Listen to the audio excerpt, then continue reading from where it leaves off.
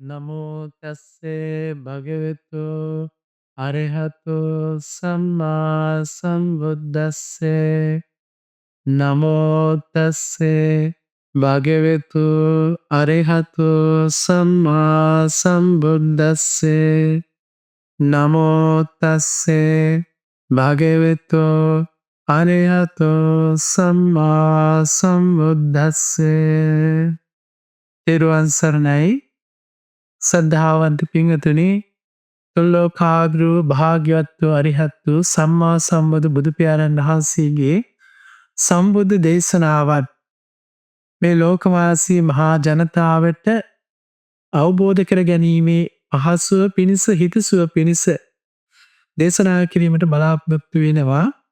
ඒ සම්මා සම්බුදු බුදුපියාණන් වහන්සේගේ ශ්‍රී මුඛයෙන් දේශනා කරන්නට යෙදුණු ස්වාසූ දහසක් ධර්මස්කන්ධයේ කැටි වුණු සම්පපාපස්ස අකරණ කුසලස්ස උපසම්පදා සචිත්ත පරියෝ දපනං ඒතම් බුද්ධාන ශාසන මේ උතුම් සම්බුද්ධ ශාසනය මේ ගාථා රත්නය තුළ කැටි වෙලා තියෙනවා. ඒ සම්බුදු වදනට අනුව මේ ලෝකේ අකුසල දහමයන්ගෙන් දුරුවෙන්නට කුසල දහමයන් දියුණු කරන්නට මේ සිත ප්‍රමාණිකූලව නිවන දක්වාම දියුණු කරගන්න ආකාරය නිවන සාක්ෂාත් කරගන්න ආකාරය ඒ බුදුපියාණන් වහන්සේගේ සම්බුදු පණිවිඩය මේ ධර්ම දේශනාත්වලින් ලෝකවාසීන්ට ලබා දෙන්නට අපි කටයුතු කරන්නට බලාපොරොත්තු වෙනවා. බුදුපියාණන් වහන්සේගේ දේශනාව තමයි භාවේති කුසල ධම්මේ වණ්ඩේති භාවනා. මේ සියල්ලම භාවනාව තුළට කැටි වෙනවා.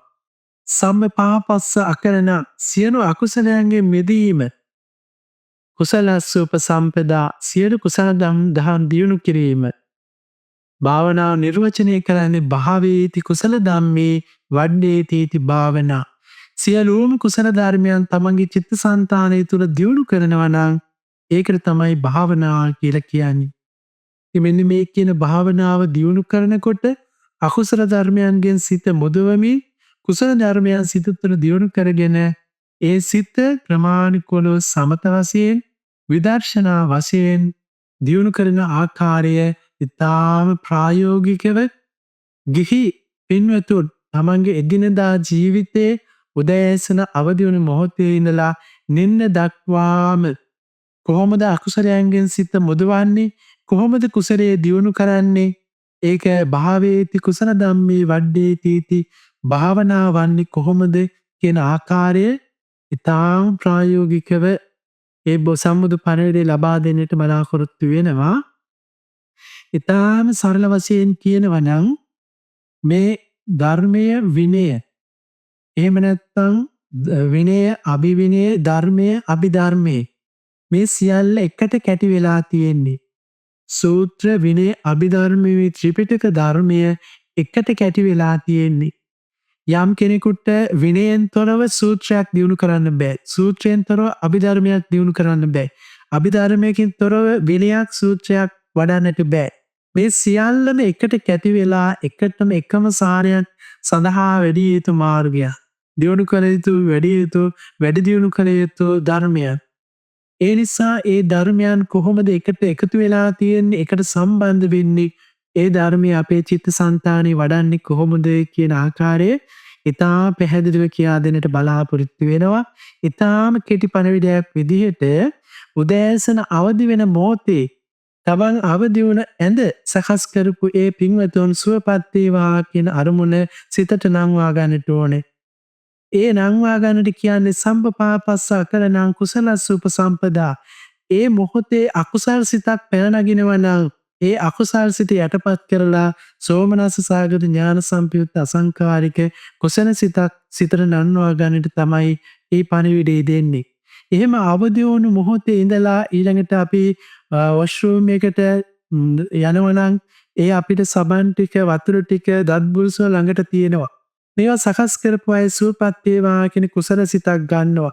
ඒ තුල සම්පපාපස්ස අකරණං කුසලස්ස උපසම්පදා.